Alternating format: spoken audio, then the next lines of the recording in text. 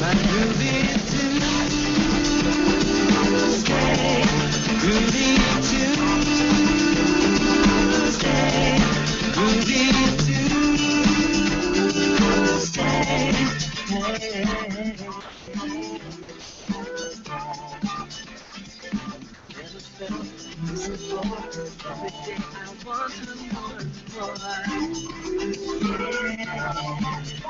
She's my Tuesday girl.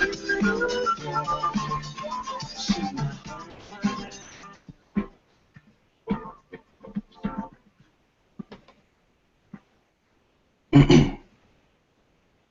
And we welcome you back to the Tuesday Night Tailgate. Week 11 wraps up with 11 head coaching positions open, the Pac-12 cannibalizing itself, and 4 of the playoff committee's top 10 losing this week. We've got recaps of all the big games you need to know about, playoffs chat, previews of the weeks to come, and some fun features along the way. I'm your host, Luke, and joined, as always, at this tailgate by my co-host, Tim. Tim, take it away. Hey Luke, it's good to be back. You know, we have another hashtag PokesChat coming up later after we had some hashtag Cougs chat last week, so I'm looking forward to playing that. So let's just start the podcast, shall we? Absolutely, let's go. Now let's start the same way we always do, bringing up the Tuesday night tailgate drinking game. Now, if you know the Reddingtons, you know they like to tailgate, you know they like to drink. You look up our family lineage, it's basically just a Yuengling can, so I'm going to be drinking during the podcast. Every time a certain trigger is met, and I'm not going to tell you what it is, Luke's going to try to guess it at the end of the show, I will play this sound, and then I will take a drink, with the only exception of the game being whenever we're playing a recording, I will let the recording play and therefore not play the obnoxious sound. But I'll still take the drink because I'm a man of my word, Luke. All right, Tim. Like the Yuengling can reference, let's move right on into talking about some football. Let's do it. So let's start with our top 10. Obviously, we had a little bit of shifting this week because some of the teams lost there. We actually had one top 10 matchup in our top 10 from last week. So this is on the screen here. We have last week's TNT top 10. We both had Clemson and Ohio State in the top 2. You had them at number 1. You had Clemson at number 1. I had Ohio State at number 1. We had a 3-way tie for third with Baylor, Alabama, and Oklahoma State. You were bigger on Baylor going into last week. I was bigger on Oklahoma State. Those were our 3 seeds. We both had Bama at 4, and then at 5, I had Baylor, you had Oklahoma State, so we swapped our 3 and 5 a little bit with Alabama sandwiched in there. LSU came in at number 6. I had them at 6. You had them at 8. We had a tie for 7 with Notre Dame and Stanford, and then 9 and 10 were Iowa and Oklahoma. Last week, TCU and Michigan State had dropped from the rankings. So, Luke, with that top 5, obviously Baylor with the loss to Oklahoma, the rest of the top 5 all won, with Clemson beating Syracuse, Ohio State beating Illinois, Alabama beating Mississippi State, and Oklahoma State beating Iowa State. So let's start off with the top 4 now that Baylor is expected to drop out of here. Luke, what's your top 4 this week? Do you have any movement up there with what you had last week? Obviously, you're going to have to get some movement from me with that loss coming from Baylor, losing to Oklahoma. So I've got Clemson and Ohio State staying 1 and 2. Not hugely impressive performances from either of them, but they got the win, and that's what counts. Alabama, very nice performance against Mississippi State, will move up to 3 for me. And then number 4, I've got Oklahoma State coming in to take Baylor's spot. And honestly, that 1 to 4 is what I hope the College Football Playoff Committee releases 2.5 hours later tonight. Will it be there? I don't know. I think those are the top 4 teams in the country right now. Yeah, and I agree with you. I think that those should definitely be the 4 teams that the committee does announce later on. I don't think Notre Dame should be able to stay in there at number 4, even though Oklahoma State hadn't been in last week's college football playoff rankings, and they had kind of an unimpressive win against Iowa State. But I still have Ohio State number 1, Clemson number 2. Neither one was impressive. With the Ohio State being number 1, I mean, again, like I said last week, you can make any argument why any of these top 4 or 5 teams in the country could be number 1. And I'd be like, okay. So with Ohio State, it's kind of 50% bias and 50% that I don't think there is the definitive number 1 right now. So I'm going to keep them number 1 until they're dethroned. I got Alabama actually jumping over Oklahoma State this week to number 3, just because Alabama is one of the best teams in the country. And if it wasn't for the loss to Ole Miss, they'd be an easy number 1. But I do have Oklahoma State staying there at number 4, and Baylor obviously dropping down. So, Luke, moving on with our top 10, let's go through 5, 6, and 7. Who do you have there? Well, with these, again, with the shifts that we had with Baylor, it causes a chain reaction down the rest of the poll. I've got Notre Dame moving up one spot to number 5. I don't think that their schedule looks as good as it used to, especially with the Stanford loss this weekend. I don't think they should be in the top 4 at the end of the year either, even if they win out. However, they will be number 5 for me this week. Number 6, I've got Oklahoma making a big jump from number 9 to number 6. Very impressive win at Baylor. And then I've got Iowa. As much as I don't like ranking them, they're in there at number 7 for me. Yeah, and I actually have those same 3 teams, 5 through 7, but I actually have Iowa and Notre Dame swapped from where you have them. I have Oklahoma at number 6 as well, but starting with number 5, I have Iowa there. They're undefeated, so I'm going to give preferential treatment to the undefeated Power 5 teams in the rankings. So that's why I have them over Oklahoma and Notre Dame. If they play Oklahoma or Notre Dame on a neutral field, I think they get completely destroyed. But just based on what they've done this year and having not lost, I got them at number 5. I have Oklahoma at number 6. They've been, since that Texas loss, they've been one of the best teams in the country. They've looked unbeatable lately. So they just keep moving on up, and if they can win out, they'll be able to get into that college football playoff, I believe. And I have them over Notre Dame, who Notre Dame, sometimes they look terrific, sometimes they look just like any ordinary team. So I have them at number 7 now because they only got the one loss being to number 1 ranked Clemson. So we'll see going forward, but that's where I have 5 through 7 right now. So closing out the rankings, Luke, who do you have at 8, 9, 10? I'm expecting some new teams in there, given some of the losses in the back end of the top 10 this week. Well, yeah, and like you said about just going back really quickly, if I can, Oklahoma and Iowa certainly have the best strength of schedule winnable games left as far as putting themselves to push into that top 4. Notre Dame, they really don't, with just Boston College and Stanford on their schedule, but we'll see going forward on those. But as far as 8 through 10 for me, I've got Florida moving up to number 8. Florida hasn't looked incredibly impressive at all. They got the win this weekend. At UNC, I've got it number 9. I honestly think that they can challenge Clemson in the ACC championship. UNC's blowing people out and scoring 50 points a game. It's incredible. And Houston is going to close out my top 10. So some new teams in the rankings this week, as far as not even being in our top 10 all year, in UNC and Houston for me. Yeah, and I have the same 8, 9. I have Florida at number 8. I mean, they were one-loss SEC team, and their one loss came to, at the time, undefeated LSU. I'm not 100% convinced by them. Quarterbacked by Trayon Harris. He's been bad at times and then okay at other times.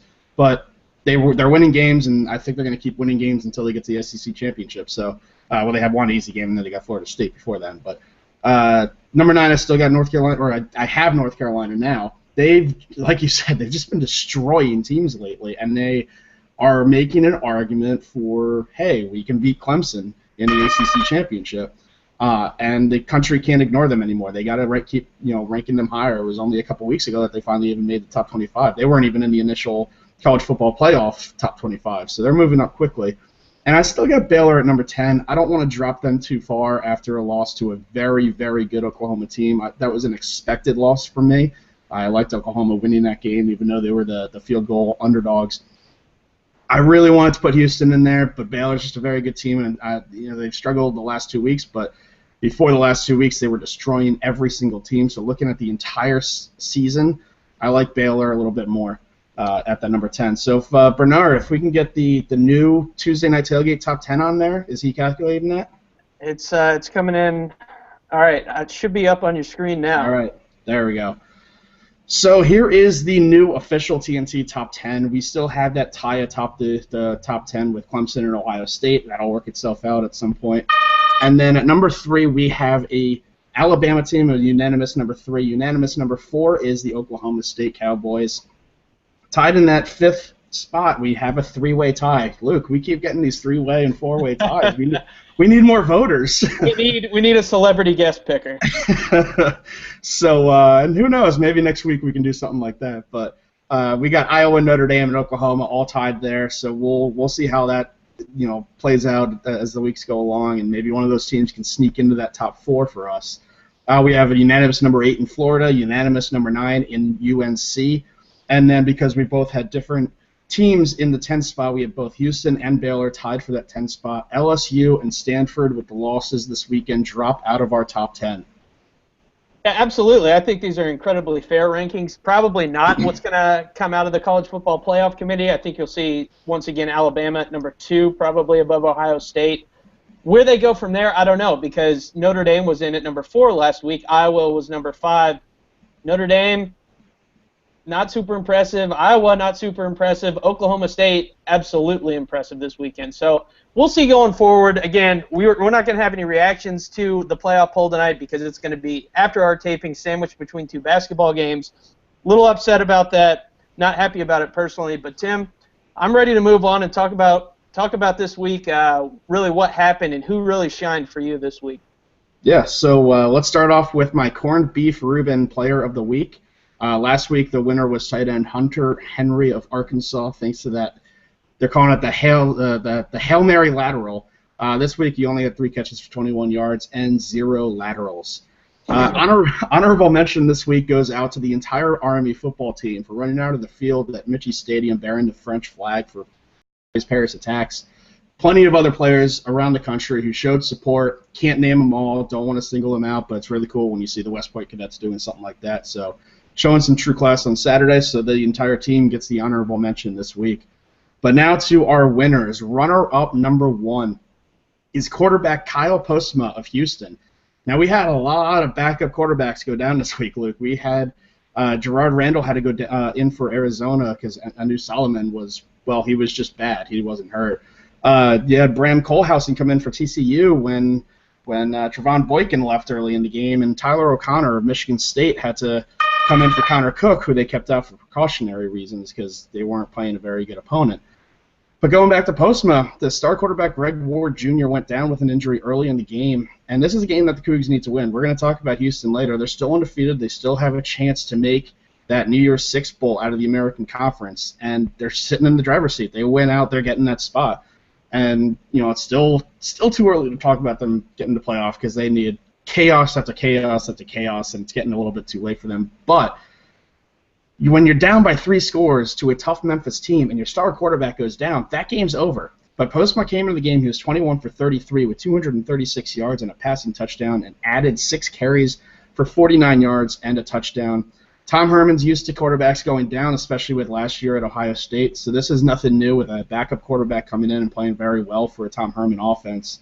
And their running back, Kenneth Farrow, didn't have a very good game either. So Postma having, or at least the type of game that you expect from him. So Postma coming in, stepping up, big spot, biggest game of the year for them. That's the Reuben runner-up number 1. Reuben runner-up number 2 goes to running back Jarrell Presley of New Mexico.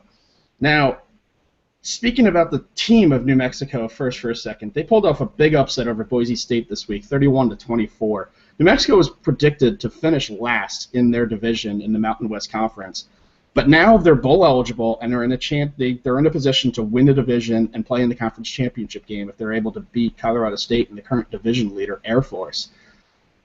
So you got to look at, and they haven't even been to a bowl since 2007 when they were in the New Mexico Bowl. So you look at who was the best player in this game. New Mexico, an uptrending team. They've been bad for many years. Jarrell ran 9 times for 132 yards, including a 70-yard touchdown that helped the Lobos get the win. He was averaging 14.7 yards per carry, and this is a team that had 8 players record a carry, half of which had 6 or more. So he, in a big-time running back by committee, he's listed as the number 2 running back for the team. Stepped up, had a big game, 132 yards on the ground, big touchdown. So congrats to Jarrell Presley. He's Reuben runner-up number 2.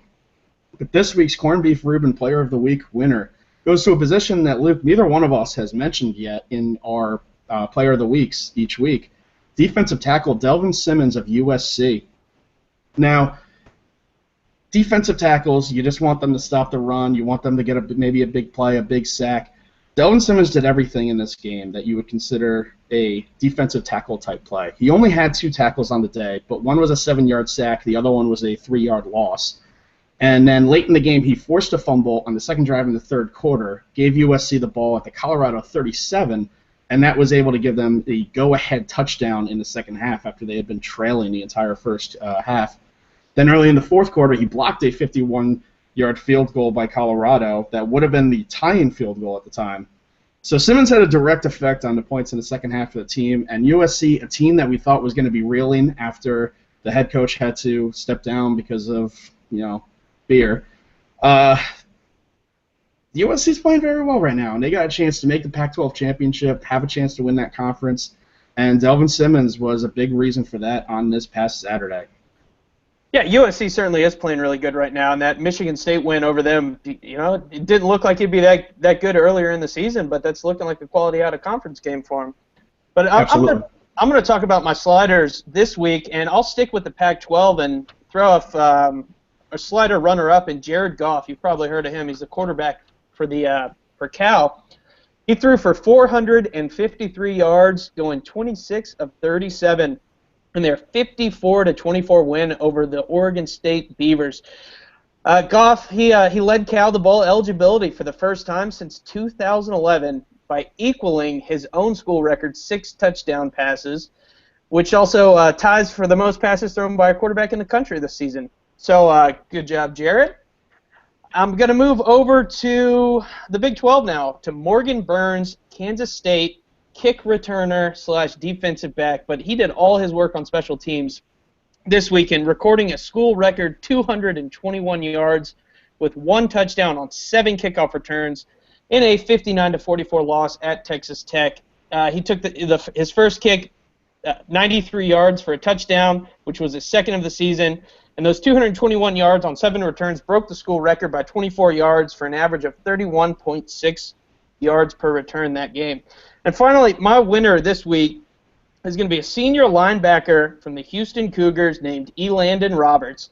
Roberts had a career-high 18 tackles in this game, including a sack and 2 tackles for loss, along with a key interception in Houston's 35-34 win against Memphis. Keeps the Cougars unbeaten on the season. That fourth-quarter interception led to a Houston touchdown as part of their comeback from a 34-14 deficit. And also, I just want to throw out there that Elandon Roberts leads the American Conference with 117 tackles this season. So, good job, Elandon. Certainly appreciate that. And while we're on the subject of food, we're going to switch things over to talk about our own weekends this Saturday. And Tim, what'd you eat? So, I was at the Villanova-Richmond homecoming game this weekend. Villanova, I don't know, they're hanging on. If they beat James Madison this week, maybe they can get a playoff bid in that FCS playoffs. Luke, one of the best parts about this game, though, it was about Villanova's kicking game. They don't have one. Yeah, which one? Exactly. A lot of turnovers on the day. Richmond should have won this game by probably about 35. But Richmond went up 20-14 and missed an extra point, gave Villanova a chance. Villanova ties it up. And on the extra point, he makes it. I have never heard a stadium louder for an extra point than Villanova Stadium. And that's not a big stadium that doesn't even fill up. So kind of a funny moment there in that game. Villanova wins the game 21-20. Hopefully they can knock off James Madison next week and get to the FCS playoffs. But, before the game, I was tailgating, so I was having a lot of the normal picking foods such as wheat thins, spinach dip, sausage, peanuts. The hit of the tailgate, though, Pretzel Factory pretzel bites with a bunch of dips, including mustard, honey mustard, nacho cheese, chocolate, vanilla, delicious. And then my dad makes the absolute best salmon in the world with a nice little raspberry marinade, so I had some of that to tailgate as well.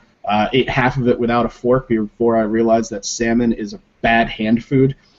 Then in the post game, I hung out with one of our listeners actually. So we watched the late games at his place.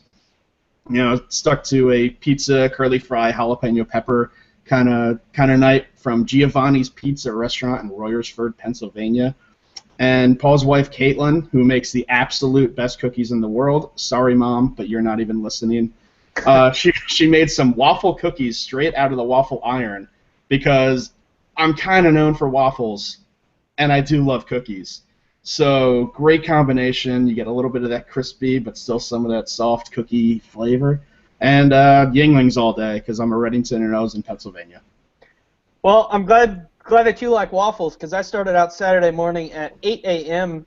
at Waffle House where I had a chocolate chip waffle and hash browns scattered, smothered, covered, and chunked. That means onion onion, cheese, and ham on it. If you're not aware of the Waffle House lingo. Came back home, watched some college football most of the day. Stopped at Kroger, got some onion wheat bread, pimento cheese, and chicken fingers, and I made kind of like paninis out of those. So it's just bread, pimento cheese, and a chicken finger. It was actually really good. Drank Michelob Ultras, a few Costco light beers thrown in there as well. They sell, I think, 48 for $20. They taste terrible. But once you've had 10 or so other beers, you can't tell the difference. Are those the ones that you bought about 6 months ago?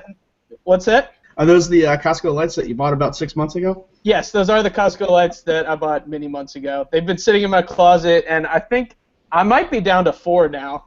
But I'm trying to get rid of them. But I went to my buddy's house after the Alabama game, went to another buddy's house from there, had some Bud Lights, went to the Back Door in Louisville, which is probably the best bar in Louisville if you like really cheap drinks and playing skee ball and golden tea. I'm pretty sure I took some bar food from other people's tables, some kind of nachos and chips at some point. Definitely stole a pitcher from another table and just drank out of that. The night ended at about 3 a.m. with the buddy and I going to White Castle and having chicken breast with cheese sliders. So did not feel too great the next morning, but hey, that's what I had. All right, Tim, hit me with some hot takes.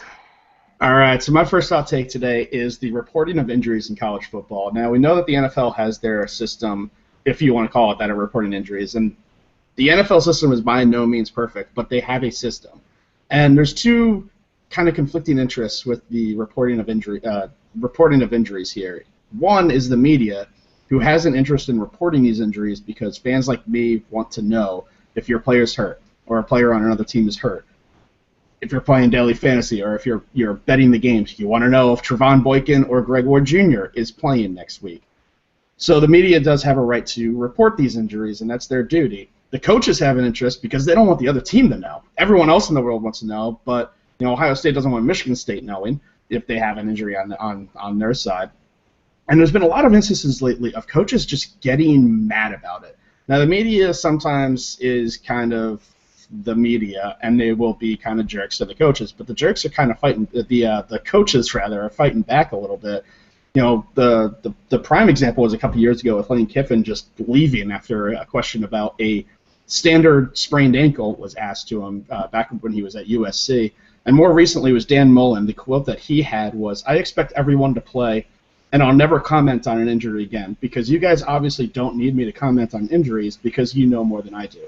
I don't get why you would just completely alienate the media, because now they're not going to want to be friendly with any other requests. And the injury that he was at, that the media person was asking Dan Mullen at this point, was such a minor injury that I don't get why the coach is just going to explode. Just say no comment or something like that, or put your own spin on it. Because if you're asked about an injury, you have the opportunity to put your own spin on it, or to downgrade it a little bit and just say, oh, he's just resting today, he'll practice later in the week, we'll see about Saturday. And then there's no more questions, there's no more news about it, everyone moves on, it doesn't become an issue. I wouldn't even know about this guy's injury if Dan Mullen doesn't just completely overreact like this.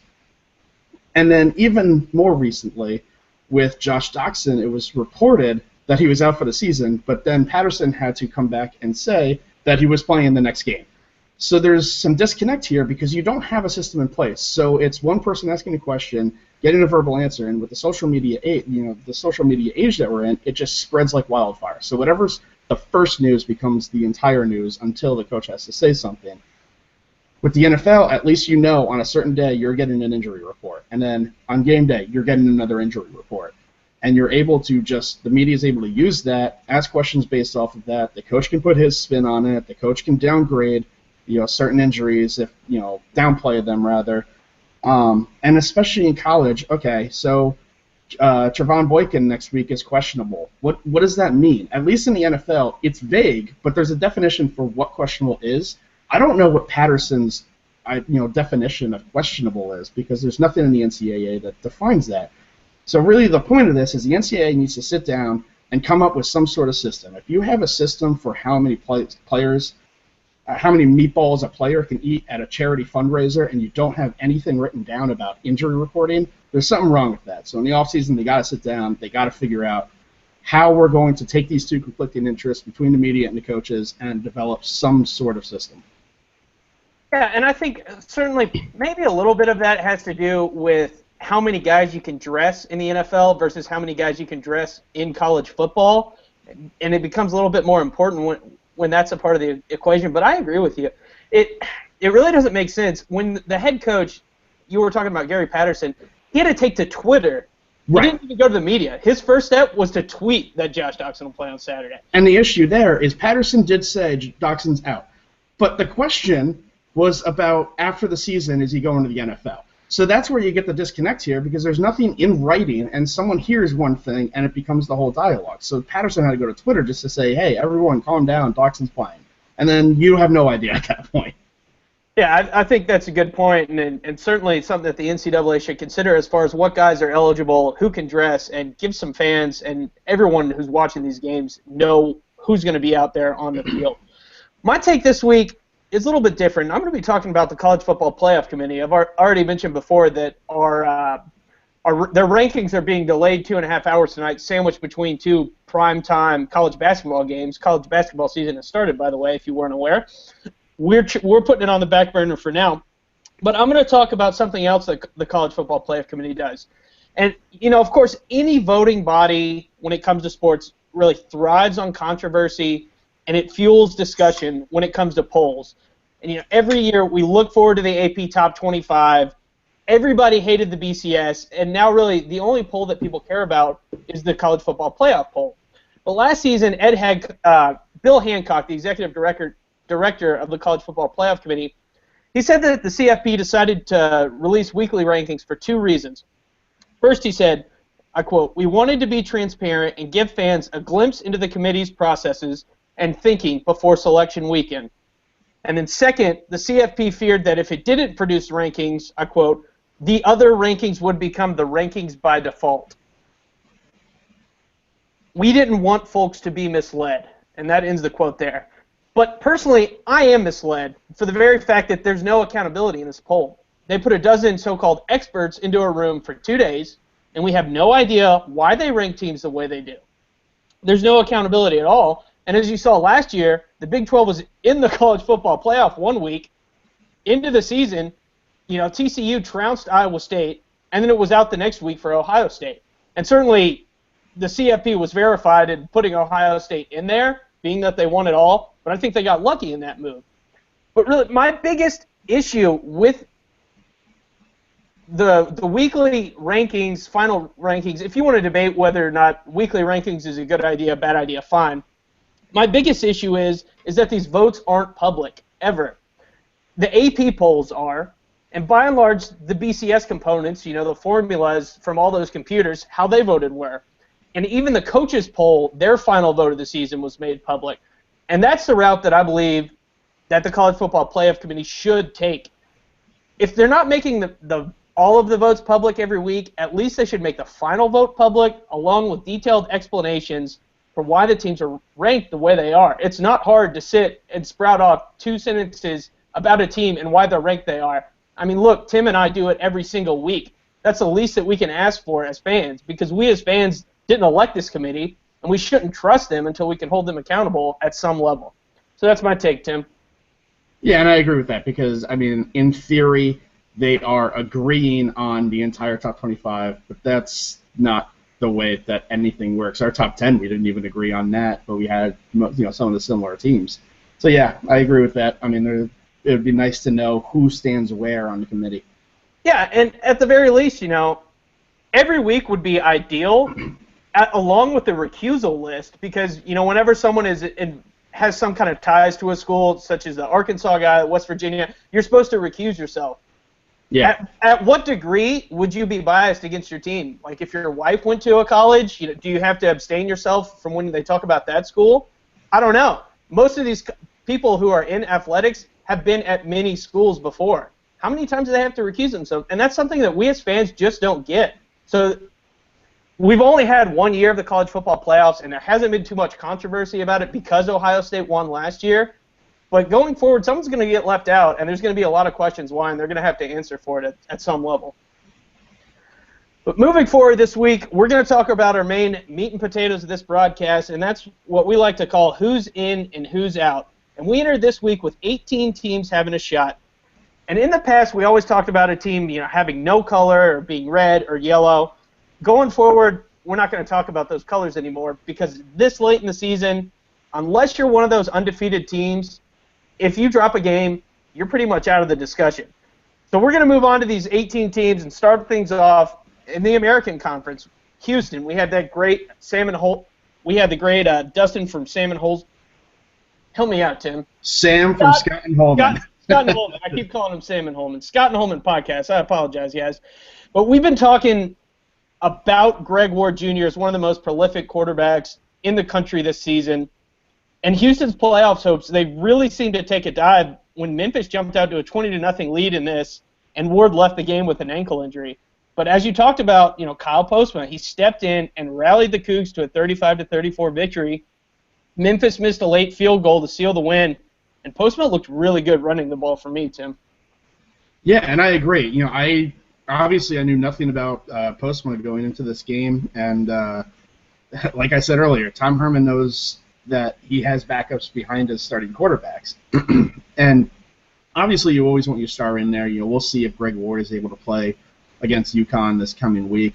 But Postman definitely got the job done, and he was able to run the ball, especially on a day when, like I said before, Kenneth Barrow only had 10 carries for 46 yards. And this is your star running back, and I get it. He wasn't running a lot because you were down basically the whole game. You were down by 3 scores for most of the game. I mean, you were down by 3 scores in the fourth quarter. So you're going to throw a lot, which is why Postman's performance is even more exciting and surprising because you knew nothing about this kid going in. But the real star for this team right now going forward, too, is DeMarcus Ayers, the wide receiver. I mean, he's making big play after big play for this team. He's putting up game after game for the Cougs, and I still think that they are able to win out. Maybe he's going to be a tough one for them in 2 weeks. But, with Greg Ward or not, if Postma can keep doing what he did against Memphis, I still have high hopes for Houston. Certainly, and Houston's got that big game against Navy in 2 weeks. They've got UConn this weekend. We have no idea what it's going to look like because, again, Greg Ward Jr., no one knows his status right now. So there you go. There's the injury problem reporting for you. But Houston, undefeated, looks to be in great shape. Them, along with Navy, are probably our top 2 G5 candidates. Navy doesn't have a shot to make the playoffs. Houston, outside chance, we'll see going forward as they travel to Stores this weekend. Moving to the ACC with Clemson. Clemson went up to Syracuse, won 37-27, but they never really put them away in this one. Deshaun had a great game once again, 461 total yards, 3 touchdowns for him. Syracuse never seemed to get any pressure on him at all. Clemson only needed to win here, Tim. Did their subpar performance give you any cause for concern? No, it's not cause for concern. I mean, they were winning the game the whole time. It was always close, but I wasn't able to watch this game because it was on at the same time as the Villanova game. But they never really were in an uncomfortable position because they always at least had that lead. Looking at the scores and looking at the highlights a little bit afterwards, I never felt like Syracuse was going to come back and win that game. But Syracuse is a better team than we give them credit for. I know they've lost a lot of games in a row, but they've lost basically every quarterback on their roster. They're playing injured quarterbacks at this point, and they've lost a lot of guys on defense as well. So Syracuse is still not a bad team. They just don't have the depth. But Deshaun Watson is climbing up on the Heisman race still. In a year where you don't have a lot of quarterbacks there, Deshaun Watson's actually number 1. He's behind the 3 running backs that we talk a lot about in Henry, Zeke, and Fournette. But they don't have a lot of tests coming up in their final games. Wake Forest should be a breeze for them this coming week. I think North Carolina is the team that's going to try to give them trouble. South Carolina shouldn't give them much trouble either. But we just at this point with Clemson, you hope that they don't stumble in the final 2 games, and then they have a tough one against North Carolina that will validate them getting into the playoff. Yeah, certainly Clemson's already locked up the Atlantic, Wake, and at South Carolina, who's probably the worst team in the SEC, should be no trouble. Really looking forward to that game. Likely, at this point, North Carolina hasn't locked up the Coastal yet, but they did a great job this weekend. They hosted Miami at home. UNC won this game 59-21, and the Tar Heels have ripped off 9 straight, thanks in large part to the stellar quarterback play of Marquise Williams. He had 4 total touchdowns, and North Carolina just needs one more win. But they have to get it on the road, either at Blacksburg when they play Virginia Tech or in Raleigh when they play NC State to get to the ACC Championship to play Clemson. And I was looking at some of the stats in this. UNC has no turnovers in 3 straight games, while they forced 7 across these last 3. So a +7 across the last 3. And Clemson is definitely a team that has turnover problems because they're losing or tying the turnover battle in 6 of their 10 games this year. Tim, you still high on the Tar Heels?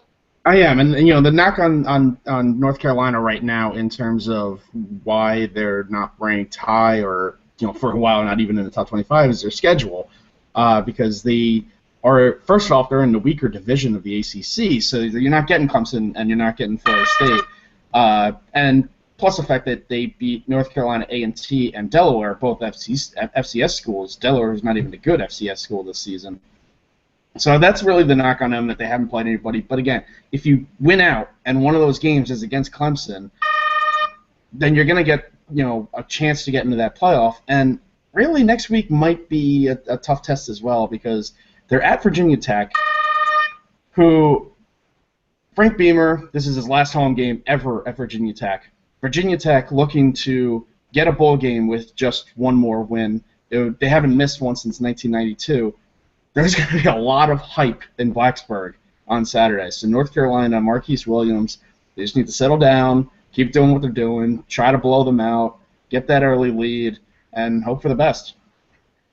Certainly. The only 2 teams alive in the ACC so far, they kind of had a precarious position. They're looking great right now. Moving things to the Big 12, where we have a bunch of teams to talk about. Really the game of the week, Oklahoma at Baylor. Oklahoma, huge victory. Won this game 44-34, as you can see on your screen. And big performances from both teams in this game, from both offenses, as you would expect in a Big 12 game. Baker Mayfield really playing right into the Heisman considerations. 24 of 34, 3 touchdowns, 1 interception. Sterling Shepard hauling in 14 catches for 177 yards and 2 touchdowns. Samaje Perine, 28 rushes for 166 yards and 2 touchdowns. On the other side of the ball, Jarrett Stidham for Baylor. We've been asking, what can he do for Seth Russell? And we've been asking that for a couple weeks, and now we kind of saw, maybe, yeah, he's a good freshman, but he's finally playing in a big game. He threw for 257 yards and 2 touchdowns, but 2 INTs. Those picks were crucial. And even more critical for Baylor is that one of the nation's best wide receivers in Corey Coleman held to just 3 catches for 51 yards and 0 touchdowns. Baylor got really almost all their points on the board, 21 of them, I think, from rushing touchdowns. Oklahoma, at this point, to win the conference, they just need to win out. And they've got games against TCU and at Oklahoma State for Bedlam. Tim, what did you see in this game? Yeah, I mean, starting with Baylor, you wonder how much of it is, okay, Seth Russell went down, you're replacing him with Jarrett Stidham, the freshman, and how much of it is they had played nobody before Jarrett Stidham had to play. Yeah, it's a little bit of both. It is a little bit of both. I think it's Stidham, a little bit of freshman growing pains a little bit, but he's played well. He's just made mistakes at times. And like you said, Corey Coleman held to 3 catches for 51 yards. Oklahoma shut him down, but Stidham, you got to get the ball to him. I mean, that's your playmaker right there. And, Shaq Linwood, the running back, keeps having big games for them too, but you have to incorporate him along with the pass. And if you're not getting Corey Coleman the ball, then there's not a whole lot you can do. But Corey Coleman also banged up a little bit in that game too. Oklahoma, I can't say nicer things week to week. They've been playing unbelievable football since the loss in the Red River Shootout. They've had a 55-0 win over Kansas State, a 63-27 win over Texas Tech, 62-7 over basically FCS Kansas, and 52-16 over Iowa State before this game, which, a tough Baylor team, a 10-point win over Baylor is a big, big win for them. They've been using the running game a lot more later in the season. That was a big knock on them early in the season because they weren't using Perine and Mixon at all, really. And Baker Mayfield, in my opinion, is the best Heisman quarterback in the country. I don't think he's the number one Heisman, but in terms of quarterbacks, I think that he's the number one right now. I put him even over Deshaun Watson. He's been playing unbelievable football as of late, and Sterling Shepard, the wide receiver, and you mentioned his stats, 14 catches for 177 yards. I mean, those are ridiculous numbers for Oklahoma, and they have the defense to stop some of these teams like Baylor in the Big 12. So I think that Oklahoma has a very good chance of winning out. Yeah, absolutely. And Baylor's still going to be in the mix. No team is completely out going from undefeated to one loss, but it's very precarious for them. To win the Big 12, they've got to win out. Oklahoma needs to drop one. But their next 3 games, at Oklahoma State, at TCU, and Texas at home, I don't like Baylor's chances. Oklahoma's in a great spot right now. Yeah, and you look at the last 2 weeks with Oklahoma beating Baylor, Oklahoma State beating TCU last week. That TCU-Baylor game going into the season was talked about at the end of the season being one of the greatest games of all time, at least offensively, and it's still going to be a very good game. But now you're looking at Oklahoma State being the Big 12 quote-unquote championship if they can both hang on and win some games this Saturday.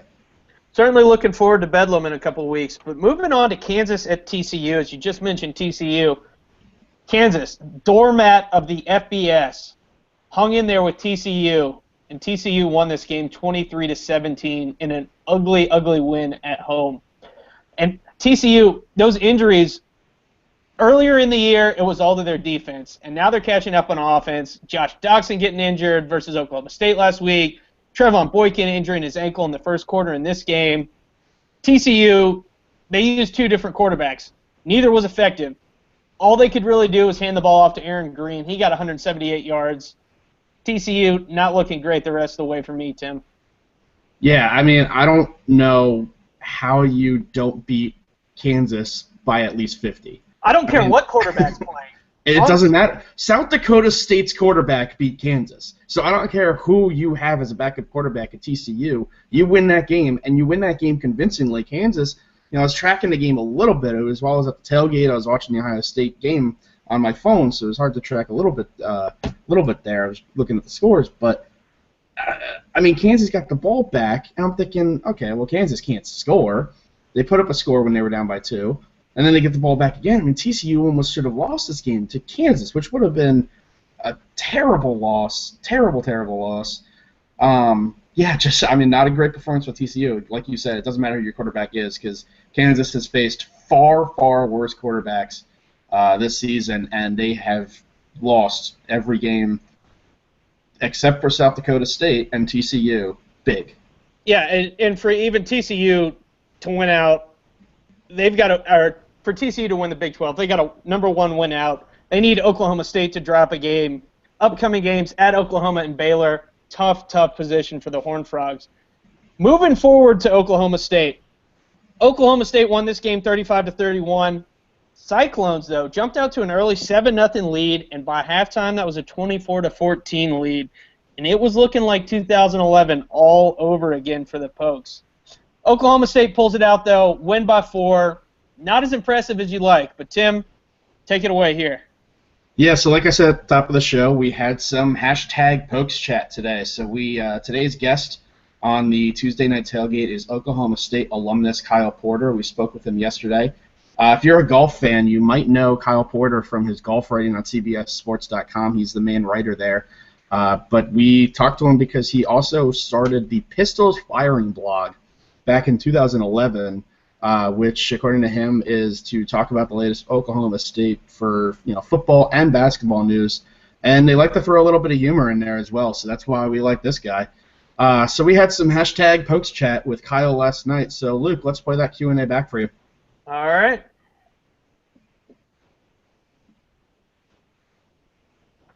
All right, we have Kyle Porter on. Kyle, thanks for joining us today. Yeah, appreciate you guys having me. Yeah, we've been talking a lot of Oklahoma State. They've been playing very well this year, obviously undefeated.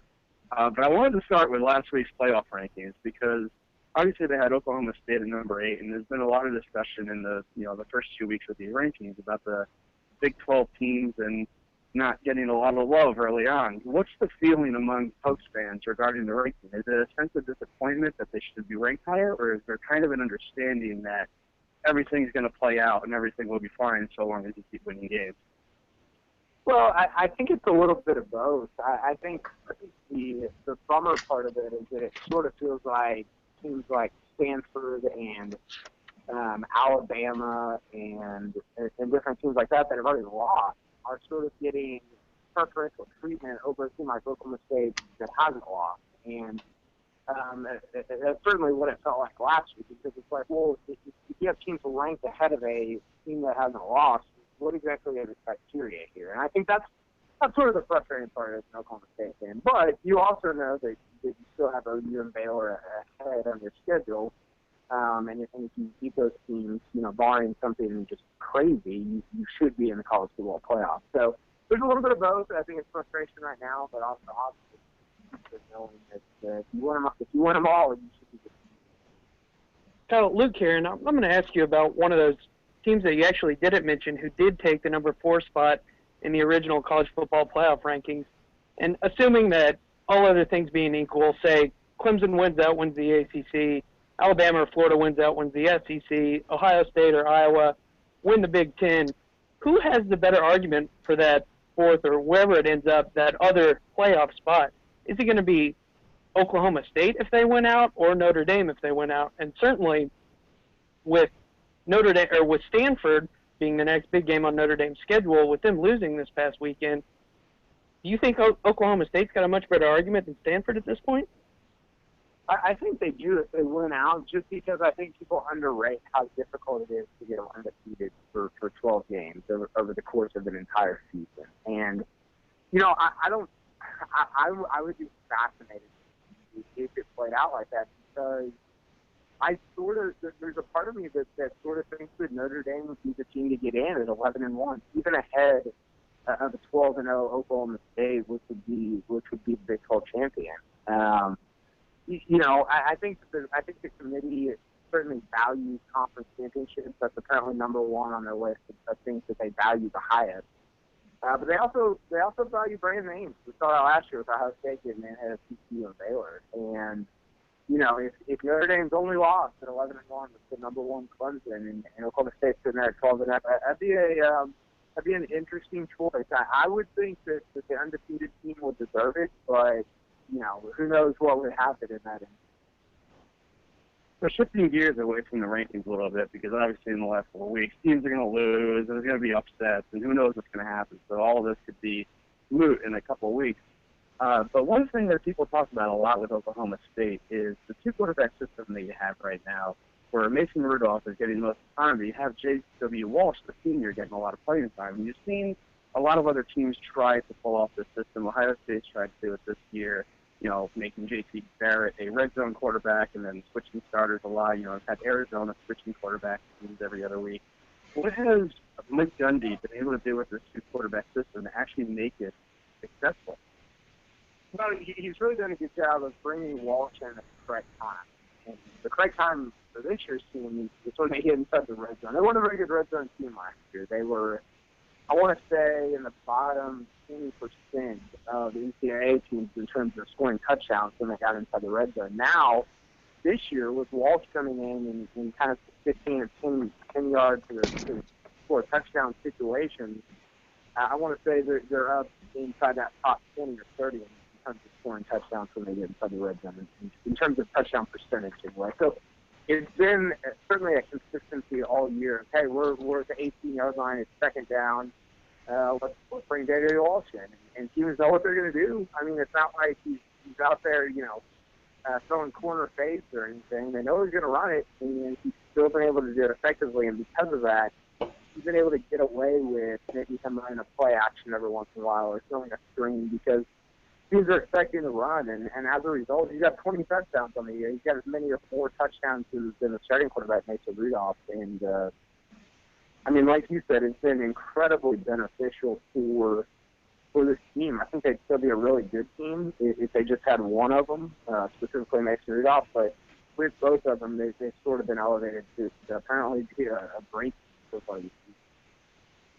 So a lot of what we've been talking about with the Big 12 is how early in the season, a lot of the schedule, the dialogue was the Big 12 hasn't played everybody. But now all of a sudden you get to November, and you're playing everybody in the Big 12. They're calling it the November to Remember. And you've already gotten past TCU, and you got home games against Baylor and Oklahoma to finish the season. Which of those two games are you more worried about in terms of trying to knock off one of those teams? I think OU. OU's lights out right now. They're really, really good. And I think if they beat Texas, if they were undefeated, I think they'd probably be the number one team in the country. And I mean, it's inexplicable that they lost to Texas, right? But Baylor's up there. I think if they still had the starting quarterback Steph Russell, if he went out, I think they've given trouble to LSU certainly in the past, although not in Stillwater. They haven't won there since I believe in 1930. So it's been a while since they've won a ball game in Stillwater. And OU, it seems like, wins every year in Stillwater whenever they come, except for 2011 when Oklahoma State won the Big 12 championship. So I got to say OU, even though both of them, neither of them is particularly exciting from an Oklahoma State fan's perspective in terms of ease of victory. Yeah, it's no Kansas. No, not at all. There's no Kansas, no Central Michigan, no Central Arkansas. Well, I'm glad you mentioned that stat about Baylor not winning in Stillwater since 1939. And one of the things we always try to do on our podcast is look ahead to next week and give a real quick preview. And even though Baylor lost last weekend, maybe this game has lost a little bit of its luster, and hopefully the folks aren't looking ahead to the Sooners. And even with those injuries to Jarrett Stidham and Corey Coleman, really, what's the key to stopping Baylor this weekend for Oklahoma State? Well, I think that, you saw this in the OU game, and that's OU's defensive line putting pressure on Stidham and forcing him to make really quick decisions. And it's one thing to do that, in September against SMU, and it's another thing to do that against a 10-0 Oklahoma State team at night in November in the biggest Big 12 game of the season. I think that's going to be difficult for anybody, but especially a freshman. He's really, really good. He's very talented. He's going to be a great quarterback. He's also a freshman. It'll be his first start, and if guys like Emmanuel Hanza and Trace Clark and Jordan Brailford can put any kind of pressure on him, it's going to be a long night for their offense, I think. And not to take away from them at all, but he's not necessarily a running quarterback the way that Seth Russell was able to scramble, and so he's going to have to make some decisions, and he better make some good ones because Oklahoma State secondary had a lot of interceptions, forced a lot of turnovers in the last couple of weeks. So I'm sure they'll be ready, and it should be a fun matchup. I'm excited about it. All right, well, that's a lot of good analysis from an Oklahoma State alum, but I can't leave without asking one golf question. So Oklahoma State, they're still looking for that first golf major. Is Ricky Fowler or Hunter Mahan going to get that this year, or is there a wild card out there that's going to get one for the Pokes? It's interesting. Fowler got so close to 2014 when he finished top 5 at all 4 of the majors, and Hunter Mahan's had a couple of majors with the U.S. Open at Marion in 2013, and also the British Open in 2013 that Phil Mickelson won, where he was pretty close up there. I don't know. I think if somebody gets it, it's probably going to be Fowler. He's pretty clearly the best Oklahoma State guy out there right now. I think he's not in the Rory McIlroy, Jason Day, Jordan Spieth stratosphere, but I think he's in that next tier. With guys like Bubba Watson and Jim Furyk is up there. That's another thing that comes to mind. But I think it'll probably be Fowler. And I think the tournament, or I think the majors that gives best chance of winning. And you saw a glimpse of this in 2015 when the Scottish Open, right before the British Open. But I think you can win the British Open. He's got a really kind of a good ball flight for a British Open style course. Keeps it low. He's a good bad weather player. He's pretty tough. And I think it'd be really cool to see him get a British Open win, or really any major. But I think if he gets one, I think that'll be. All right, well, Kyle, thank you very much for joining us today, and good luck to your Pokes the rest of the way. 2 tough games before we get to the college football playoff. Absolutely. I appreciate you guys having me on. Thanks. All right, and thanks to Kyle for taking the time to have some hashtag PokesChat with us. Check out his blog, www.pistolsfiringblog.com. They got some great stuff on there, and you can follow them on Twitter at PistolsGuy. And if you're also a golf fan, follow him on Twitter at Kyle Porter CBS, and you can also find his work at cbssports.com. We will continue finding people to have some hashtag chat with on the Tuesday Night Tailgate, and you can listen to previous editions, which I guess right now is just hashtag Cougar Chat with Sam from the Scott and Holman podcast from last week. In prior episodes, feel free to go back there. They are timestamped in the YouTube videos, so you can skip ahead to those Q&As. And we look forward to having more guests as we go along in the rest of the season, and especially at the end of the season nearing, we'll bring on a couple more, maybe some of these guys back if their teams can make the playoff. So yeah, I think he hit it on the nose with the Pokes chances, the reaction to the rankings, looking ahead to Baylor, and the Oklahoma game as well. Yeah, and certainly assuming that the CFP committee doesn't leave out the Big 12 this year, there's two teams that control their own destiny as far as getting there, and that's Oklahoma and Oklahoma State. Bedlam's going to be great this year. Hope they're not overlooking Baylor this week, but I'm excited. And Tim, I'm ready to move to your conference, the Big Ten. Ohio State, another undefeated team, went to Champaign this weekend, won at Illinois 28-3. Tim, their defense looked great once again for me, and I thought this game was supposed to be about J.T. Barrett taking the reins of the team, coming off of his off-the-field antics, but it really turned out it was Zeke Elliott who stole the show for me with 181 yards on the ground and 2 touchdowns, and really all they had to do was let the Illini special teams beat themselves. Yeah, I mean, Zeke's going to be the best offensive player for them. The defense is going to win games for them. This isn't the same Ohio State team from last year, especially considering that you lost so many top wide receivers from last year's team, and you kind of have a different style of offense with J.T. Barrett compared to Cardell Jones, comparing those last 3 games compared to J.T. right now. I still think that they win out.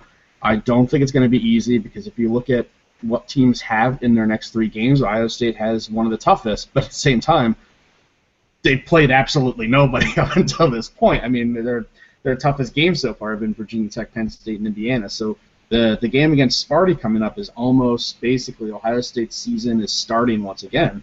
And if they want to defend the crown, they're going to have to win 5 straight. And that's where we are right now. I'm very much looking forward to this Michigan State game. I think that they win this game. I'm more worried about that school up north next week. But the Michigan State game the last 2 years have been some of the best games in the country in the last 2 years. So this should be a fun one. I think that they win this. I think that they have some things to work on. Their red zone offense still needs a lot of work. I was watching the game on my phone. I was getting frustrated on that first drive for Ohio State because they had 1st and 1 and got 0 points out of it, which is just impossible. So they have some things to work on. The dialogue this week has been the pass protection. When I went back and watched this game again late last night on my recording, the pass protection wasn't there, but at the same time, you don't want to move around the slobs on the offensive line too much because they're obviously making holes for Zeke to get through. Yeah, certainly looking forward to those 2 the Michigan State and the Michigan game, and hopefully the conference championship for the Buckeyes. But while we're on the subject of Michigan State, let's talk about it. Spartans lost Connor Cook in the first half of their game this weekend against Maryland. Connor Cook went out with a shoulder injury, but they really didn't need him. They cruised to a 24-7 victory at home against the Terps. And the story of the day was, again, letting another Big Ten team beat themselves. And this time it was Maryland who turned the ball over 5 times. Tim, it's really simple going forward for the Spartans. They went out, they're in. Connor Cook says he's going to play at Ohio State.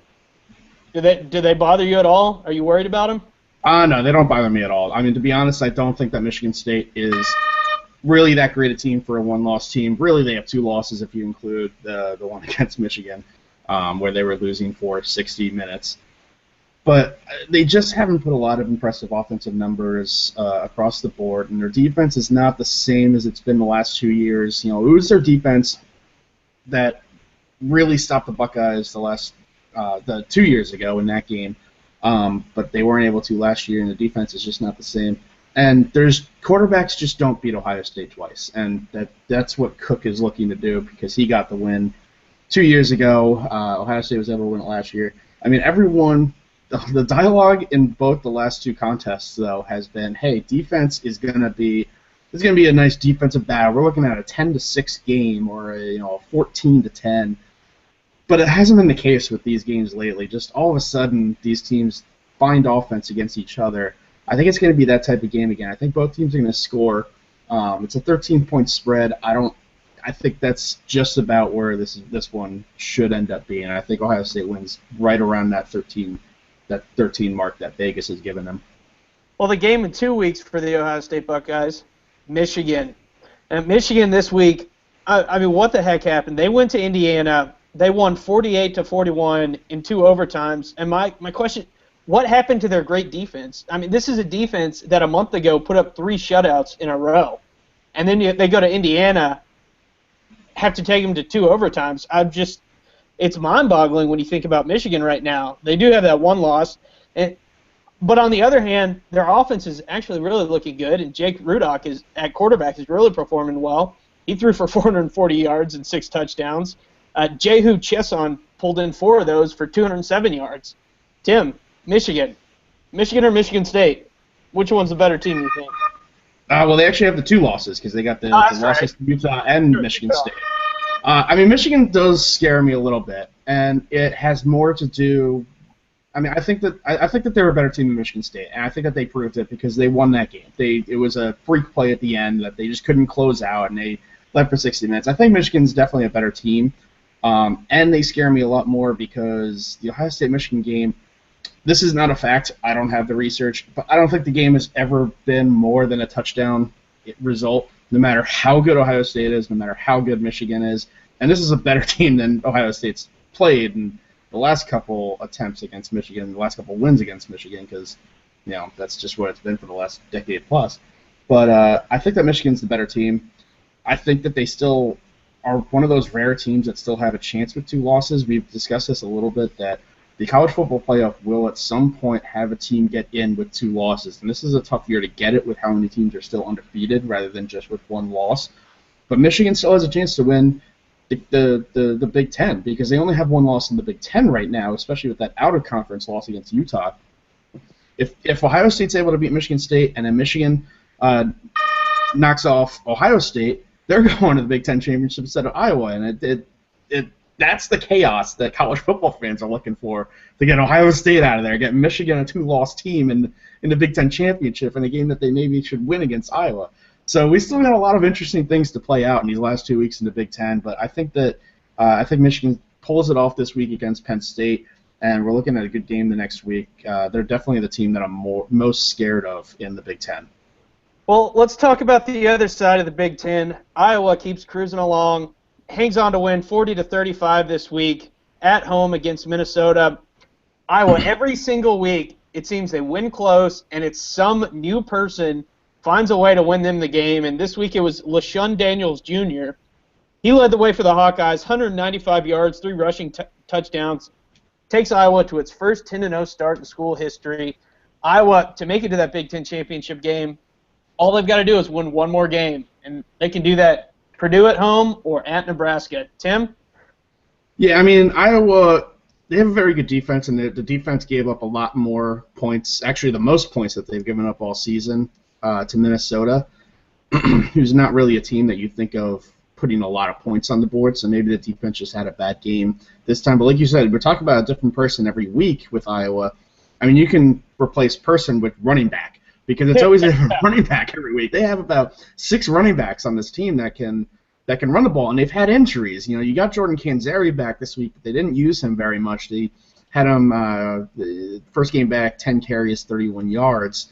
I mean, he had 43 carries the game before he got hurt against Illinois, so you wonder if they're trying to get Canzeri back in there a little bit, or if they're just trying to use this running back committee that, LaShawn Daniels Jr., he hadn't done much this season. You had Akram Wadley in a couple of these games before. And the quarterback, C.J. Beathard, is a running quarterback as well. He had 10 carries for 50 yards and 2 touchdowns in this game.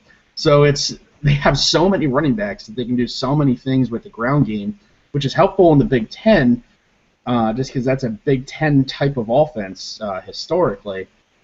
And I mean, Purdue should be an easy one for them. I don't think Nebraska is going to be an easy game for them, but I still think that they win out, get to the Big Ten championship, and face one of these other teams that we talked about. Yeah, I agree with you. I think Purdue and Nebraska, and certainly Minnesota, we've seen them play the rest of the Big Ten very hard this year and keep games within 10 or 14 points. So we'll see. Look for Iowa to start running the wishbone or something would be amazing. I'd love to see that. Maybe bust out some wing tee or something like that. I don't know. We're going to move things over to our only independent on the program, Notre Dame. Wake Forest this weekend. Notre Dame won this game 28-7. And Wake, I was looking at the stats in this. Wake had the ball for most of the game. It was something like 40-20 or something like that. So don't look at this game and see Notre Dame not putting up big numbers. Don't let those lack of stats trip you up. You did have a very quiet game from Deshaun Kaiser. 111 in the air for him. He had 2 rushing touchdowns. But if you want to give the star to someone here, give it to backup running back Josh Adams. He busted a 98-yard touchdown run in the second quarter. That was nice to see. Notre Dame, for me, they might be falling off the board a little bit here because at this point their best wins are Navy, a 2-loss Temple team, a 3-loss Pitt team. As I talked about with Kyle Porter in the PokesChat earlier, that Stanford matchup's lost a bit of its luster now that they're out of the playoff contention. Tim, Notre Dame with this big game coming up against BC this weekend, although BC has, one win this year and still has one of the best defenses in the country. They're playing at Fenway. BC at Stanford. What do you like of Notre Dame's chances moving forward, Tim? Well, I mean, Boston College scored, they have 3 wins. 2 of them are FCS, though. But this is also a team that scored more in the first half against Howard than they have the rest of the season. So their offense is just atrociously bad, but they have one of the best defenses in the country, and that's kind of what gets lost when we're talking about Boston College. But stepping back a little bit with Notre Dame, I mean, I agree with you that we're kind of losing a little bit of luster on Notre Dame. If we were still doing the color system, I was going to suggest moving them down to red with a 28-7 win, only because they can't lose another game. They don't have the strength of schedule to lose another game with the current climate that we have in college football, where there's so many undefeated teams and so many one-loss teams that are coming after them. I think they're in such a rare position that they sit at number 4 in the college football playoff rankings as of last week. The new one hasn't come out yet. But at the same time, I don't feel like they control their own destiny because right now you're looking at the 4 Power 5 conferences outside of the Pac-12 just getting a spot. There are so many teams in those conferences that get that spot. I think they're going to have a tough matchup against Boston College. I don't think it's going to be a walk in the park. They have a home game in Boston against Boston College. I don't really know how that works. It's at Fenway Park. That should be aesthetically pleasing. But I think Boston College gives them a little bit of trouble just because the offense for Notre Dame does struggle at times. You hope that Kaiser and the star wide receiver Will Fuller have a big game if you're a Notre Dame fan. But I think Boston College at least keeps this a little bit close if Notre Dame's having an off day on offense. It's just a matter of can Boston College even score on offense. And if Notre Dame does win out, it certainly is going to be very interesting to see where they end up in that final poll because what you punished the Big 12 for last year, not having a championship game. And if Notre Dame sneaks into the college football playoffs with that one loss and not even playing in a conference for a conference championship game, that's what's going to make me really want to see people's votes because that would be absurd to me. Oklahoma right now for me is in a much better position as a one-loss team. Obviously Alabama is as well. But let's change things up and let's talk about the demise of the Pac-12. We won't waste too much time on it. Oregon at Stanford. Oregon won this game. This is the first time that Oregon got to spoil Stanford's national title hopes after Stanford had done it to Oregon for the past 2 years. Oregon won 38-36. Good games out of Christian McCaffrey and Kevin Hogan. But, hey, you don't win, you're out. Stanford, they can still make the Pac-12 North. All they've got to do is beat Cal. They'll make it to the Pac-12 championship game. But as far as playoffs goes, Stanford's out for me. Yeah, and I agree. I mean, I said last week that Oregon was going to be tough. You predicted the upset in your upset picks that we have coming later. It doesn't shock me. Stanford was playing very well. Oregon's been playing very well as well lately, and I mean that's just we're going to talk about 2 more Pac-12 losses. The whole Pac-12 just has beaten up on each other, and they've beaten up on each other to the point that they're eliminated the entire conference. Moving things on to UCLA, Washington State gets the win this weekend at UCLA, 31-27. Luke Falk, Josh Rosen, the 2 QBs for those respective schools, they both threw for over 300 yards. But for UCLA, settling for Kaimi Fairbairn field goals, it's not going to get the job done against Wazoo. You know Mike Leach likes to spread it out. They score a lot of points. Luke Falk's a great quarterback himself. UCLA is definitely finally out of our chat. However, they can still win. They can still win out the rest of the way and still win the Pac-12 South. Tim, do you have anything to add on this game? No, I mean, we were trying to eliminate UCLA for weeks, but they kept winning big, and it was impossible to justify because they still had a shot to get to the Pac-12 championship as a 2-loss team, kind of like how we were in Michigan, and they still do. But you might get a 2-loss team in by some weird circumstance at some point in the future. A 3-loss team is never even getting a sniff at the college football playoff. So they're out. They have a bright future. They have a young team, especially with a young quarterback in Josh Rosen that they get for at least 2 more years, maybe 3 if he sticks around. But UCLA, good team for the future, not in the playoff this year. Moving things to Utah at Arizona, #BearDown. Arizona wins this game 30-7-30 in double overtime. And Tim, we both knew that Utah was in danger after that loss to USC a few weeks ago. But this was Arizona's 7th win over an AP top 10 team. So you got to stick with me here. This is kind of complicated. Arizona's 7th win over an AP top 10 team, while Arizona was an unranked team since 2005. So 7 of those wins in 10 years. That's the most in FBS in that time frame. It's the Wildcats' 4th straight season with a victory of this kind, as they're 4-0 against top 10 teams when unranked these last 4 seasons. Who knew? Utah's out for me. They can still make the Pac-12 conference game by winning out, and if USC loses one, anything from you on them, or can we move on to some legit conferences? Did Bernard the statistician get you that one there? Yeah, he had to reach pretty deep in that one. But, wow, looking forward over the next few years, if you see Arizona unranked and they're playing a top 10 team, my advice would be to bet on them. Yeah, I mean, absolutely, if you're going to bet the trends. But, yeah, I mean, Utah's out. I mean, we're kind of looking at USC having a good shot at winning this division after, I mean, I ripped them to shreds a couple weeks ago, and I'm kind of, eating my words on that one now because they look like a very good team ever since Sarkisian had to step down. But, yeah, Utah's out. All right. Moving things on to our final conference, the SEC. Rest in peace, Pac-12. Florida at South Carolina. Florida won this game 24-14, but my goodness, USC pulled it really close in the 4th quarter to pull the game within 3 points with 5 minutes left. Gators salted it away with a 6-play, 75-yard drive, though. Florida's offense, for me, they're not scaring anybody these days. Even with Treon Harris under center, he had 256 yards, 1 touchdown. Didn't rush very well, only had 16 yards on the ground. He also threw 2 interceptions. But Florida, all they had to do was win this game. They've already clinched the East. They've got Florida Atlantic and FSU at home before they make their way into the SEC championship game. Tim, you see anything good out of Florida this weekend?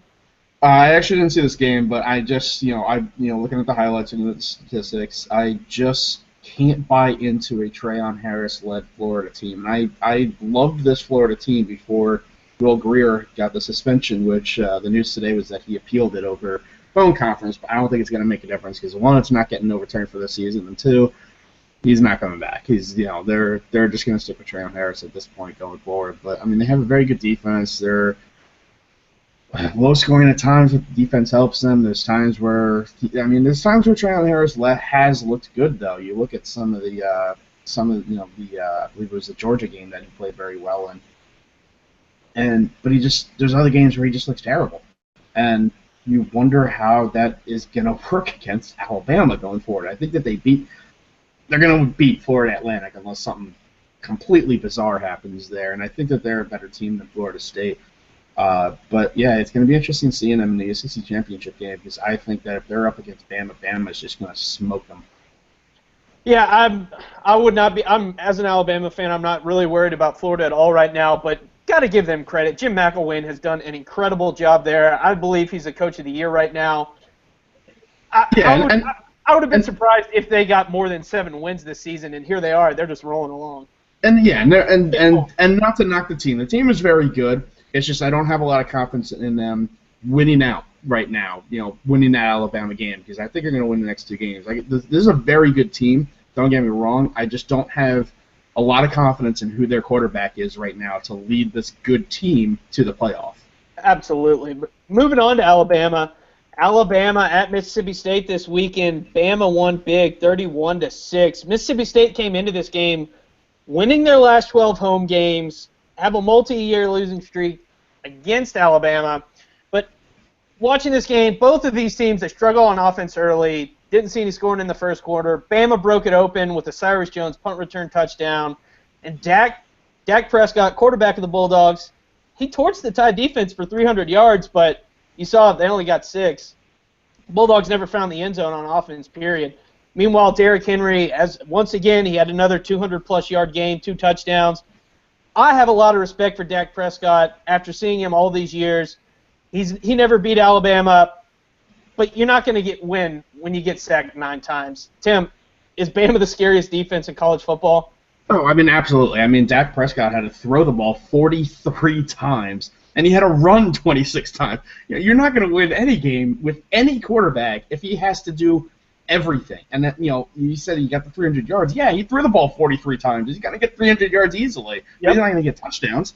Alabama, to me, if you ignore wins and losses completely and just look at teams, how good they actually are, they're easily the number 1 team in the country right now. I said last week that the way that they shut down Leonard Fournette without doing really anything special scared the hell out of me as a defense. And, obviously the Mississippi State running game was just nothing because they don't have – they stopped Leonard Fournette. Who's Mississippi State going to put up against that defense? Alabama's a scary team right now. I don't see them losing unless, Charleston Southern, makes a nice little game next week and, scores some points. But obviously that's not going to happen. That's a walk-through game before the Iron Bowl. But, this is a very good team. I see this team making the playoff pretty easily, and they're a dangerous team to play right now because I think that they're even better than they were last year. Absolutely. And, Alabama, all they need to do to win the West, get by Charleston Southern this weekend in an FCS out-of-conference game, and beat Auburn at Auburn on the Plains. You never know what's going to happen in that. I'm probably a little bit more worried about what's going to happen at Auburn. It is going to be an afternoon game, though, on CBS. Alabama's in great shape. Like I said, all they have to do is beat Auburn to win the West because LSU, after losing to Alabama the last week, loses to Arkansas this week, 31-14. They've completely fizzled out. Hogs ran wild all over them. LSU can't even win the West anymore. Ole Miss still technically can if Alabama loses to Auburn, and Ole Miss wins out and beats LSU. But I'm not going to waste any time on a recap because LSU has just completely tanked off the face of the college football world. Yeah, just in a matter of weeks, we went from LSU having a legitimate argument for why they're the best team in the country to completely out of the playoffs.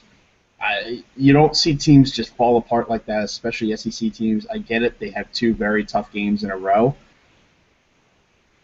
You got to beat Arkansas if you're a playoff team, though. That's right. You got to beat Arkansas. I get you lose in Alabama, at Alabama, big-time game. I get that. I'm shocked that they lost to Arkansas, though, and they're out at this point because, like you said, they can't even make – it's still a couple weeks away, and they still can't even make the SEC championship game. That 2-loss team – you had that Alabama 1-loss team sneak into the BCS championship against that LSU that one time by not getting into the conference championship. That's never going to happen with a 2-loss team. So LSU, see you later. Yeah, and even Alabama struggled with Arkansas this year, only winning, I think it was 27-14, something like that. Arkansas, I think they're playing like the second-best team in the SEC right now. They're playing better than Florida. They've really turned their season around since that Alabama game. And Arkansas's a good team, but it's a team that you got to beat if you're LSU, Alabama, if you're one of those top teams in the SEC. Arkansas is a game that you got to win, and LSU just did not do that this week. especially at home. I mean, you talk about how tough it is to beat LSU at home, and then you lose to Arkansas. So, Arkansas a good team, but that's just a game. LSU, you got to win that game. Well, Tim, how many teams do we have left in the hunt for the college football playoffs? So we entered the week with 18 alive. We knocked out 3 from the Pac-12 and LSU, so we are down to 14 teams with 3 weeks to go, which tells you that we got 3 great weeks of college football coming up. Yes, sir. I'm going to move things on to my feel-good story of the week, which was absent last week. I've got one for this week. So on your screen there, you see Garrett Kirstich. Now, you've probably never heard that name before, and you probably weren't watching his Southern Methodist Mustangs lose 55-14 against Navy this Saturday. But it's a moment that this walk-on quarterback is never going to forget. Now, I'll tell you, his career at SMU, it's been largely forgettable. He had a broken foot his sophomore year. He was the third-string QB his junior year. He actually got to start 4 games his senior year because of injuries to quarterbacks on the depth chart ahead of him, but he lost all 4 of those games. And now, I said that was his senior year. He's in his 5th year with the program because he's a walk-on. But back in January, Southern Methodist released its 2015 schedule. It included a game in Annapolis. And at the time, Garrett Kirstich couldn't even throw a football, having recently undergone surgery to repair 3 tears in his labrum. But why was that Navy game so important to him? Well, Garrett's dad, Jeff, he played for the midshipmen and was a captain on the team in 1969. And the two of them regularly watched Navy games together, and they even went to a game in Annapolis in 2007. They would travel to games on the West Coast and go to bowl games together. But they went to that game together in 2007 as a freshman in high school. And unfortunately for Garrett, it was one of his last memories of his father, who died a few weeks later after suffering a heart attack. Navy football is what really brought these two together. Now, even though Garrett couldn't throw a pass in his 5th year with the program, Garrett took to the field in spring ball and summer practice as a kick holder. And head coach Chad Morris, he granted this walk-on quarterback an athletic scholarship for his final season simply to play in this game this previous weekend. And on Saturday, Morris gave Kirstich the start. At his first play, he dropped back, threw a screen pass to the right side of the field to Xavier Castile near the sideline for no gain. He was mobbed by his team in celebration. And after he'd say, it didn't matter what the play was, Kirstich said, I don't even know if it got any yards, just to throw a pass on the first play of the game on that field, and then coach called the timeout. That's just a testament to the kind of person he is. He's left an imprint on my heart. So just a lot of congrats to Garrett for getting out there and really having the special memory with his dad on that field, and especially to head coach Chad Morris as well. That's a really great thing to do. Didn't have to do it. No need to do it, but this is just an amazing story that I picked up this week.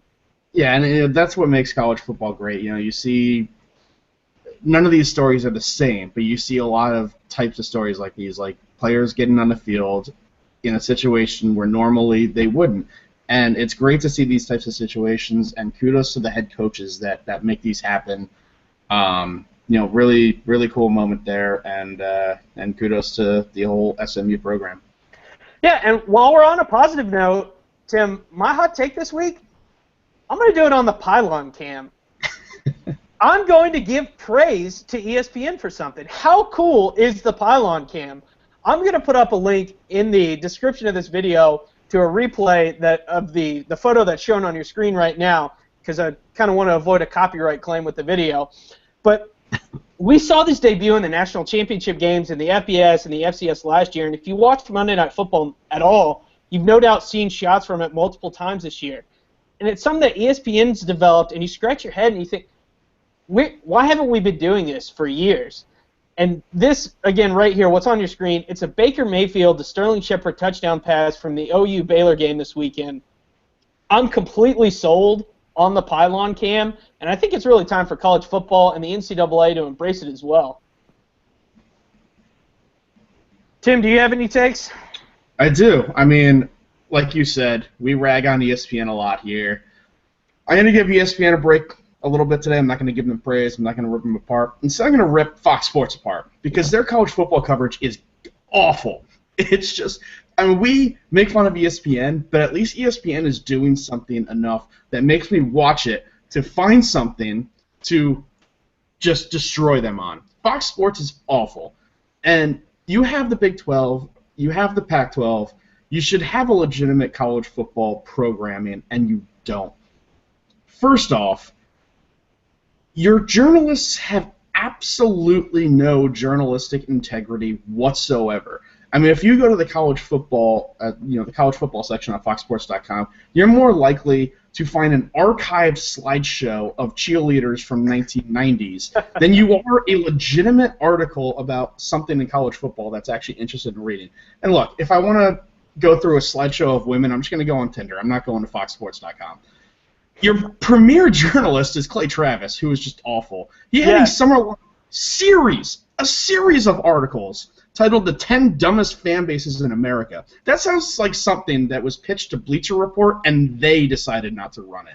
And this is on FoxSports.com, which is supposed to be a legitimate college football, website/TV station. And I tried to find real articles that Clay Travis has done, and I had trouble comprehending what he actually does at Fox Sports, so I don't have any more about Clay Travis here. Your Saturday pregame show, when you first started doing college football on Fox Sports 1, was so bad up against College Game Day, which, Luke, obviously I know that you've had some hot takes about College Game Day, but at least it exists, because Fox Sports pregame show was so bad that not only did they have to cancel it mid-season because it was getting absolutely no ratings, it made Aaron Andrews, who you brought in to do that pregame show, decide, hey, I want to do the NFL, which is actually legitimate on Fox Sports, because the college football coverage is garbage. I can go on and on and on about some more guys here, Matt Leinart, Dave Wanstead, sometimes Colin Cowherd. They're all bad. They're all terrible. But the absolute worst person at Fox Sports is Petros Papadakis. How does this guy get on TV? First off, he has the face for radio and the voice for a silent monastery. There's no reason to ever put this guy on TV. And even even the moments where you can comprehend what he's talking about, it blows your mind how profoundly stupid every single thing that he says is. I was hoping that Fox Sports 1 would be a good alternative for ESPN. Fox Sports 1, I will give them some credit. They do some things well. I like their college basketball coverage, but their general, and I like their NFL coverage as well. But their general programming and the college football programming and journalistic, the journalism that they have on their website is just absolute garbage. And in that regards, ESPN is much better than Fox Sports. Yeah, I definitely agree with you there. There's so little quality in Fox college football, all around, encompassing the sport, however they cover it. Their pregame shows are terrible. Their Fox Sports 1, their kind of Sports Center show that they came up with to try and take on Sports Center, it's not funny. It's completely awkward. And when your mock college football playoff committee, when your members voting in those are, let's see, Katie Nolan, who hosts a show called Garbage Time on there. Let's see, who else? Clay Travis and Petros Papadakis. I mean, who are these people? It's a joke, and I completely agree with you. I'm going to take us up to something else this week that's kind of funny, kind of end on a nice late note. I've got a video this week for it, so I'm gonna play it up now. I've always been good with numbers. In 4th grade, I was struggling, and it turns out I had dyslexia. I still stumble here and there, but sports has taught me perseverance, and I try to apply that to everything in my life. So when times get tough, just keep going and persevere. Be a 5th-year senior, and I am an MBA student. I have a fallback plan. Once football ends, I can really do whatever I want. My name is Spencer Drango, and I am a champion for life. All right, Spencer, certainly congrats to him for working on his MBA, but this is something that made me go back and pause and rewind. And this was a commercial that aired during the Oklahoma-Baylor game. Spencer Drango, in my opinion, is Baylor's best offensive lineman. But my only question from this video is, and I'm putting a screenshot up, what is he studying and taking notes on there? That is the lock screen of Windows 7. Hit Control-Alt-Delete, log on next time, buddy. All right, Tim. Let's look ahead to Week 12. What are some games? What are the stories you're looking forward to? What are your plans? I'm going to be sitting on the couch. I got my 5 TVs, so I'll be watching all the games this week. Obviously, I'm looking forward to Ohio State Sparty at 3:30. It's been a game the last 2 years that has been the game going into the BCS or the college football playoff. So I'm definitely looking forward to that. Kind of like what you said, and I'm not putting it on the same level, but kind of like what you said a couple weeks ago with Alabama LSU, where it's not a rivalry, but it's just one of those games lately that is the game that you're looking forward to. That's kind of been Sparty lately with Ohio State fans. So I'm definitely looking forward to that game. I'm looking forward to the Big 12 games. They keep putting good competition against each other in this November schedule. And you got Baylor at Oklahoma State. You got TCU at Oklahoma. As a college football fan, I'm just rooting for Oklahoma State and Oklahoma because I would just love to see basically a conference championship game, first off out of the Big 12, which they should have anyway, but also just, two teams from the same state, big rivalry game, trying to play into the playoff. That is a story that writes itself if both those teams can win this week. And I am looking forward to Boston College at Notre Dame, mostly because of the fact that it's at Fenway. I think that's kind of cool when they play at baseball stadiums. Sometimes it works at Yankee Stadium. It didn't work at Wrigley. So we'll see how it works at Fenway. I just think that will look cool on TV. So I'm looking forward to that as well. I agree. The exact same games are the ones I'm looking forward to. Really slim pickings, aside from the Big 10 and Big 12 this week. I'm not sure what I'm going to do yet. I'm probably going to have some beer, though. Oh, I'll definitely have beer. It's a Tuesday night, and I'm having some beer right now. So. Well, let's talk about those slim pickings. Tim, who you got for your upsets this week? Yeah, this is a tough one. Obviously, you won last week, so now we're tied heading into this week with 4 wins apiece. The rules being that you have to take a team that is a touchdown or higher underdog going into Tuesday. I just did not see any big underdogs winning. So this week I have Hawaii plus 10.5 over San Jose State. Why, you ask? I don't know. The options were terrible. I scrolled down the page. I didn't like any of them, and Hawaii was the last game listed on the page. So go Rainbows. Warriors. I guess you'll be staying up for that 11 o'clock game. No chance. Well, personally, I thought about 3 games this week, and I'm going to take Missouri 8.5-point dogs at home to Tennessee, and I can't tell you why. Just more than a feeling, and that it's Pinkel's last home game. Obviously, he came out this week that he has lymphoma. He's going to be retiring at the end of the season. Missouri's at 5 wins right now. They're trying to play for bowl eligibility. They've only got 2 games left. Should be a lot of emotions in that game. And then the other 2 games I consider were both in the Mountain West. Nevada plus 14 at Utah State and Air Force plus 12 at Boise. But I'll stick with Mizzou this weekend. So go Tigers. Tim, how much did you drink? Well, I had a little bit more side drinks than usual because I tried to keep it a light category. 2 weeks ago, the category was basically every team that's ever won a national championship in the last 30 years. That's a lesson that I'm still taking 2 weeks into it, too. I will say I did forget at the top of the show to mention that if there's any new listeners, that every time you heard this sound, that meant that I was taking a drink. So that was the sign that Luke knew that I was taking a drink. And there was, in the top 10, I definitely missed it twice because I always just miss it early on. I don't know why, but Luke, what was the category? All right. Well, let me confirm with you. I've got Sure. Clemson, Michigan State, and Virginia Tech were the only 3 teams triggered this week. Those are the only 3 triggers. Well, Tim, those are also the last 3 teams to beat Ohio State in 2013 and 2014. Yes, and actually, more specifically, it's the only 3 teams that Ohio State has lost to when coached by Urban Meyer. So I figured with the Michigan State game coming up, well, I guess they got to play, huh? With the Michigan State game coming up, I figured it was a good time to use this category. I enjoyed it. That was actually pretty simple, and I figured it out I figured it out as soon as Virginia Tech happened, and then I also went back and I said, well, let me look back at the 2011 season when Ohio State lost like 6 or 7 games, and I wrote down all those teams too. But well, that anyway, was a great category, and That was not a very good year. Nope. But when we didn't get Florida or Penn State or when we didn't talk about those teams, then Well, that was the year that Luke Fickell was coaching after the Jim Tressel resignation. Do we want to call it that still? yeah. Well, he's not doing too great at Youngstown State, if I recall correctly. But anyway, Tim, anything else for you to add this week?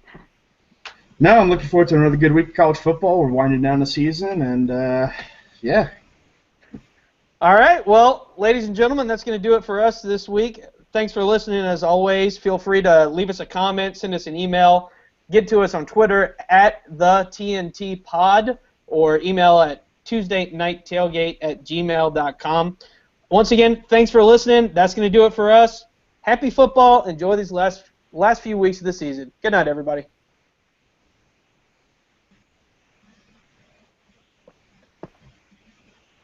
Don't make me angry. Can't take me there with you. Let me be angry. Wait and see.